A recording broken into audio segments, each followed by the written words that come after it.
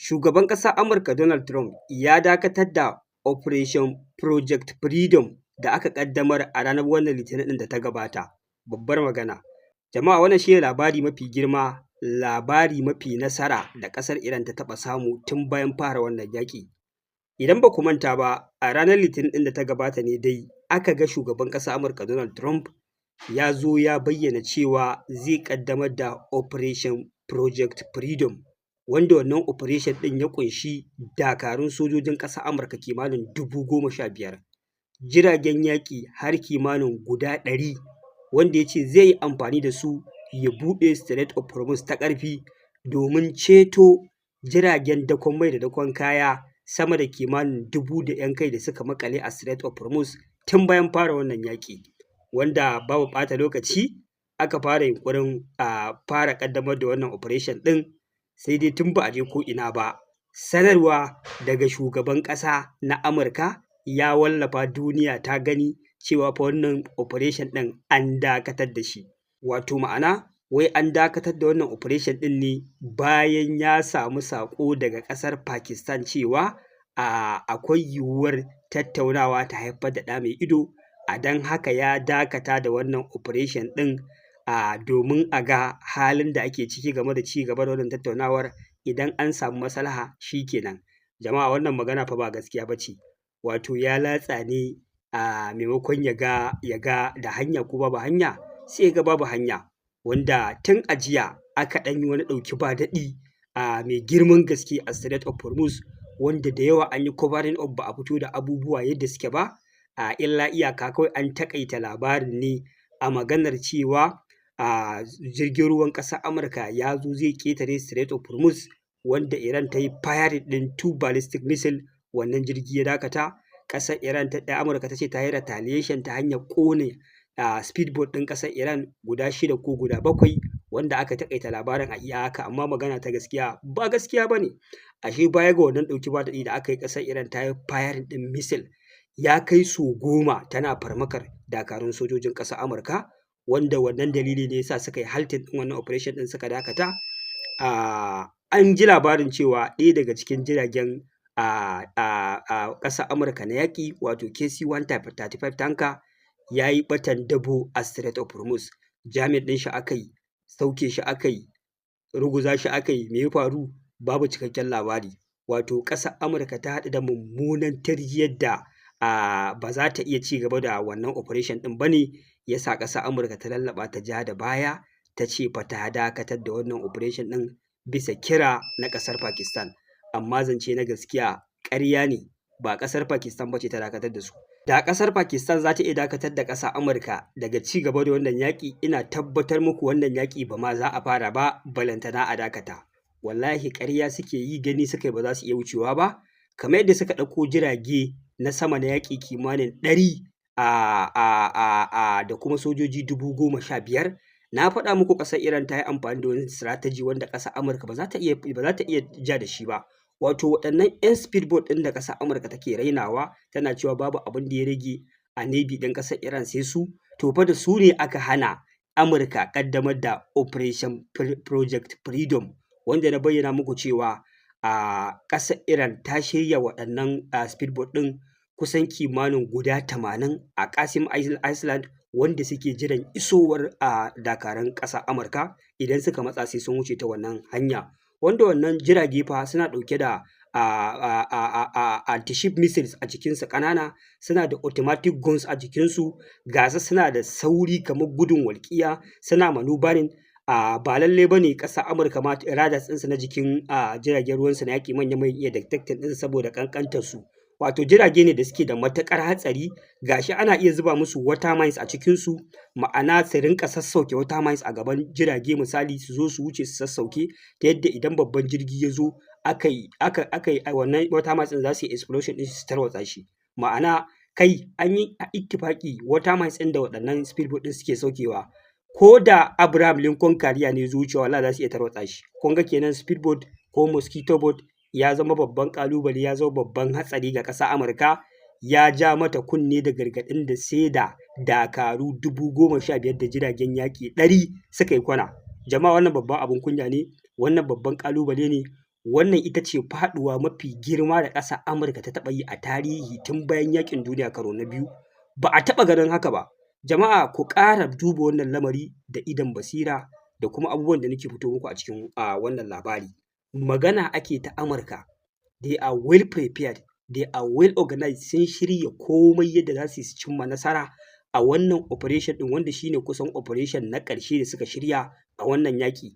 Domin shi wannan operation ɗin yadda aka shirya shi shine naval blockade ɗin da aka yi ma ƙasar Iran yana nan da zaman kanshi, ba a buɗe shi ba, zai ci gaba da tare port ɗin ƙasar Iran, ma'ana babu shiga babu fita.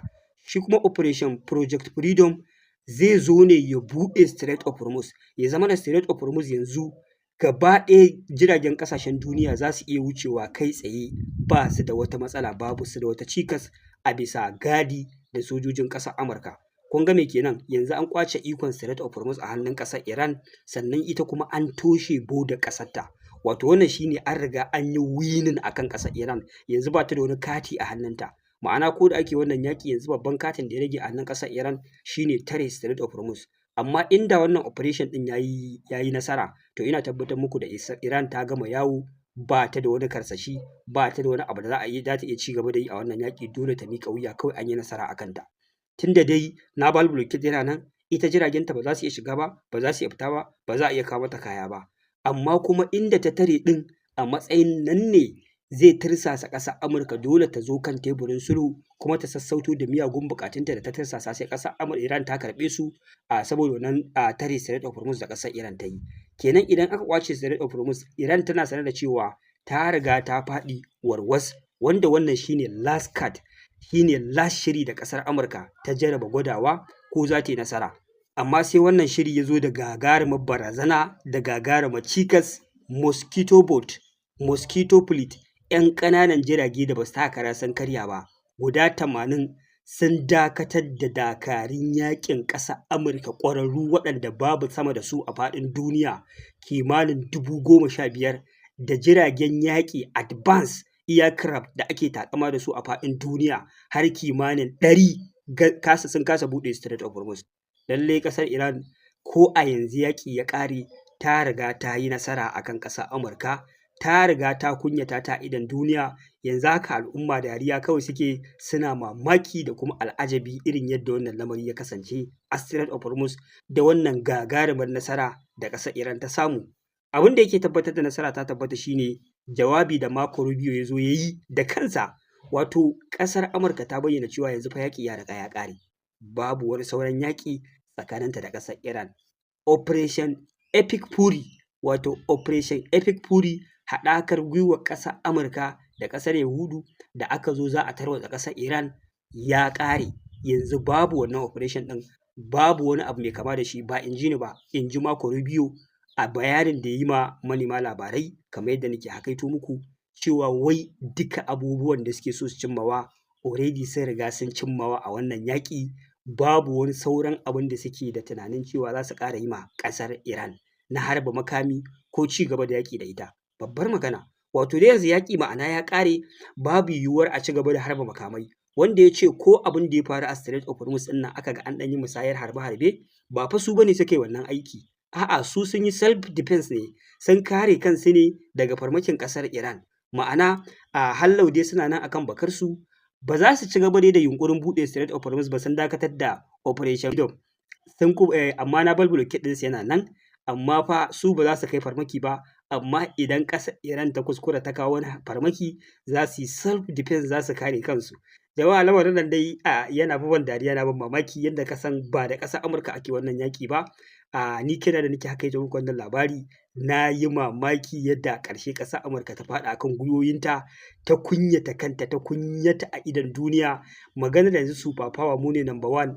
Na rantse muku da Allah yanzu wannan labari ya zo ƙarshe. Na san yanzu manyan ƙasashen duniya ƙawayenta ma suna nan suna dariya. China ko da Rasha yanzu sun riga sun gano ragon ƙasar Amurka.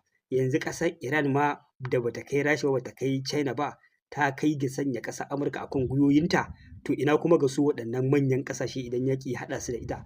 Yanzu fa ƙasar Amerika ce take cewa ita ba za ta kai ma ƙasar Iran farmaki ba, kuma ba za ta harba makami zuwa cikin ƙasar Iran ba, amma fa za su yi self defense, za su kare kansu.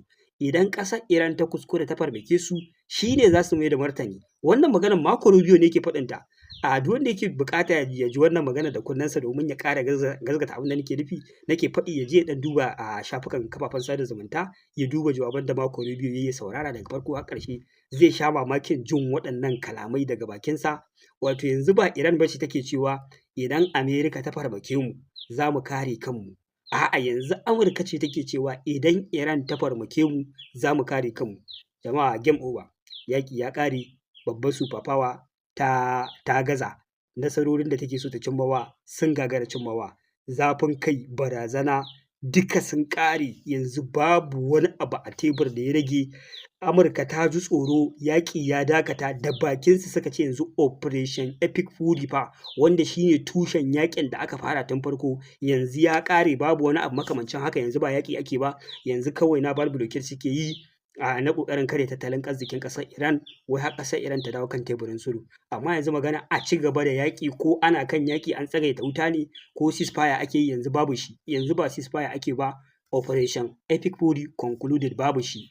Sabon operation ma da aka ƙaddamar, Operation Project Freedom, shi ma yanzu an yi haltin ɗin shi, babu shi. Yanzu ma'ana babu wani sauran yaƙi kowane iri tsakanin ƙasar Iran da ƙasar Amurka. Maganar ceasefire da ake, wai ana ceasefire ne, ana jira ceasefire ya lalace ko a violating ɗin ceasefire, yanzu babu, ko me aka yi ma yanzu ba violating aka yi ba, sai dai idan wani dalili ya faru da za a ci gaba da sabon yaƙi. Jama'a, kun gane inda aka dosa ko ba ku gane inda aka dosa ba? Nasara ta bayyana ko wata nasara ba ta bayyana ba? Yanzu ina jin duk wanda suke kokonto ko ɗanɗar akan irin labaran da muke kawo musu na ƙaryata ilahirin nasarorin da ƙasar Amurka take samu, yanzu ne na san kun gama saduda, kun samu yaƙini cewa tabbas da gaske mutanen nan ashe kawai a kafafen sada zumunta ne suke nasara, amma a filin yaƙi ina ba nasara suke yi ba. Wanda mu already mun riga mun san strategy ɗin ƙasar Amurka, babban makaminta a faɗin duniya shi ne kafafen watsa labarai. Waɗannan kafafe da kuke gani ana amfani da su, ilahirin su nasu ne. Kai idan za ka ringa hakaito labarin ma da bai daidai da ra'ayinsu ko nasararsu ba, ba za su bari saƙon ya isa ga al'umma ba.